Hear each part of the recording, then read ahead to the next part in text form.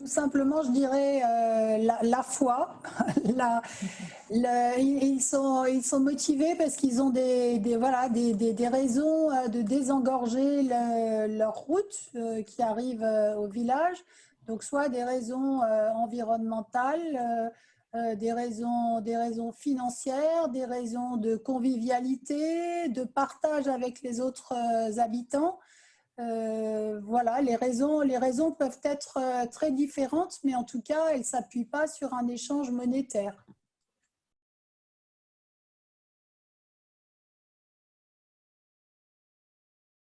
Sur la commune de Saint-Jean-d'Arvey, où il y a 1800 habitants, on a pris 3 cibles différentes, les étudiants, les actifs et les seniors actifs, les jeunes seniors actifs.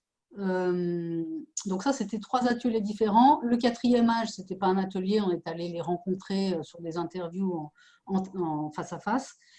Et puis sur les autres communes, qui sont des communes beaucoup plus petites, c'était pas utile et puis ça n'aurait pas été efficace de faire des ateliers par cible. Donc pour les 2 autres communes, on a fait un atelier par commune. Donc ça nous faisait 5 ateliers en tout. Et pour trouver les participants, ça a été un énorme travail de l'agence Écomobilité et de bouche à oreille. Et là, on avait vraiment besoin de l'appui des communes. Il fallait que les élus soient impliqués, ou en passant par les associations, par les écoles, par nos relationnels aussi. Mais c'est un très gros travail que Magali notamment a assuré. En fait, la chance qu'on a eue, c'est qu'on ne mentait pas, il s'agissait vraiment d'inventer quelque chose. Et quand maintenant on étend le dispositif sur un autre territoire, on ne peut plus faire la même chose, puisqu'en fait, pour ne pas faire un projet, enfin des services qui soient décousus, c'est évident qu'on va garder le même mobilier, qu'on va garder la même dynamique, qu'on va garder le même type de communication.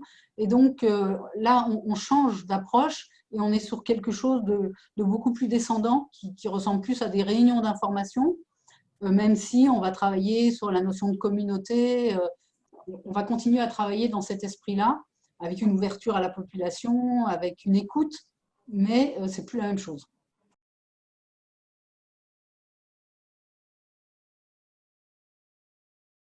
Pour nous, c'est simple, et c'est justement là-dessus qu'on s'est enfin c'est simple. On s'est arc-bouté sur le fait qu'on ne voulait pas avoir une juxtaposition d'applications ou de sites internet. Et je pense qu'on a fait souffrir la société Écov avec ça, mais on a dit, nous, il y a un site qui a une application, qui est le site régional, et on tient absolument à passer par ça. Parce que sinon, ça veut dire que quand on est dans une entreprise auprès desquelles on fait la promotion du covoiturage, on va parler de Movici pour du covoiturage régulier. Et puis, quand on va dire ah ben là, c'est sur le covoiturage spontané, alors c'est l'application Écov. Donc, pour nous, ce n'était pas jouable. Donc, l'application, c'est toujours l'application de la région, donc Movici. Au niveau des inscriptions pour le covoiturage spontané et pour la distribution des cartes de covoitureurs, comme celle-ci, alors, la structure identifiée auprès de l'usager, c'est Grand Chambéry. Mais qui travaille derrière pour gérer toutes ces inscriptions? C'est l'agence Écomobilité. Donc, on continue à mettre la collectivité en avant au moment de l'inscription pour la question de sécurité, de confidentialité, etc. Mais derrière, c'est d'une part l'agence Écomobilité qui gère les inscriptions parce qu'il y a souvent des pièces qui manquent.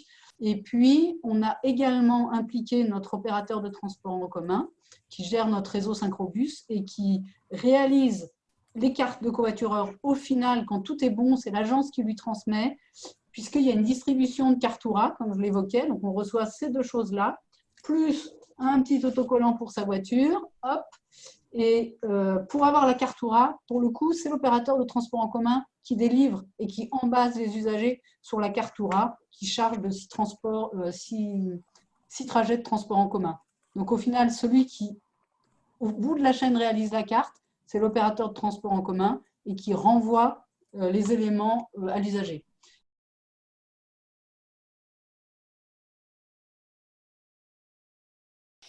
Du coup, il y a un double intérêt à l'inscription. C'est d'une part de rassurer, c'est-à-dire que les personnes qui se sont inscrites s'engagent à se comporter de manière civique et à être assurées, soit en responsabilité civile pour le passager, soit bien sûr être assurées au niveau du conducteur et du véhicule. contrôle technique à jour, etc., etc. Donc, à être en règle d'une façon générale. Donc, il y a un intérêt en termes de sécurité. Et puis, pour nous, il y a aussi un intérêt, puisque c'est une communauté qu'on peut animer. Ce sont des personnes à qui on peut écrire, on peut faire passer des messages. Par exemple, c'est ce qu'on a fait au moment de l'épidémie, mais pas que. On peut les informer d'un événement sur le covoiturage. Donc, pour nous, c'est vraiment important. Et c'est vrai que on n'est pas obligé de s'inscrire. Ça fonctionne tout à fait si on n'est pas inscrit. Il faut avoir plus de 15 ans pour pouvoir s'inscrire au dispositif. Et donc, pour les adolescents, la carte est un peu différente. Et donc, il y a des parents qui passent des consignes en disant « tu ne montres qu'avec quelqu'un qui est inscrit ». Voilà. Donc, ça permet de rassurer. La réalité dans la pratique, c'est que je pense que les gens y font peu attention. Mais c'est quelque chose qu'il faut proposer, ce n'est pas limitatif. Et plus on arrivera à le faire vivre, plus ça aura un sens. Moins on arrivera à le faire vivre, moins ça aura de sens.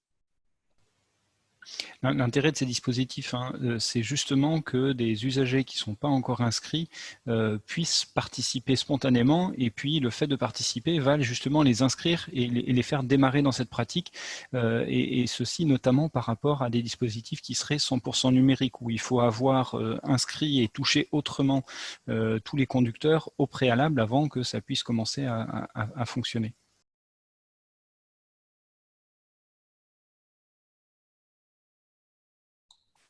Saurais-je répondre à cette question?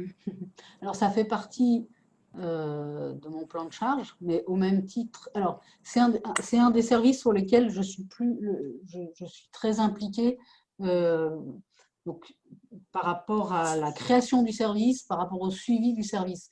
Mais sur le poste que j'occupe, qui est responsable des services à la mobilité et de la politique cyclable, il y a également la vélostation, il y a également l'autopartage, il y a également les vélos à assistance électrique, il y a également l'accompagnement des entreprises, etc. Donc, sur lesquels l'agence écomobilité, comme Julien l'a présenté tout à l'heure, est là de façon opérationnelle. Donc, le covoiturage reste en pilotage, mais relativement impliqué.